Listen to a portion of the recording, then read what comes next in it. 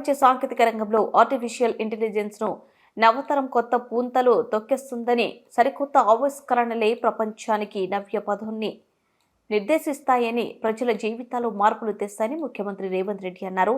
AI ఇంటెలిజెన్స్తో భవిష్యత్తుకు బలమైన పునాది పడుతుందని, కృత్రిమ మేధపై అంతర్జాతీయ సదస్సును హైదరాబాద్లో నిర్వహిస్తుండడం వల్ల విప్లవాత్మక మార్పులకు నగరం గమ్యస్థానం కానుందని తెలిపారు.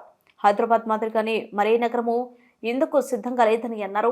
హైదరాబాద్లోనే హెచ్ఐసిసిలో 2 రోజుల పాటు జరిగే ఏఐ గ్లోబ్ సమ్మిట్ అట్టహాసంగా ప్రారంభమైంది. సీఎం రేవంత్ రెడ్డి సమ్మిట్ను ప్రారంభించారు. ప్రపంచ దిగ్గజ ఐటీ కంపెనీల ప్రతినిధులు, పారిశ్రామికవేత్తలు, ఏఐ నిపుణులు సహా సుమారు 2000 మంది పాల్గొన్నారు.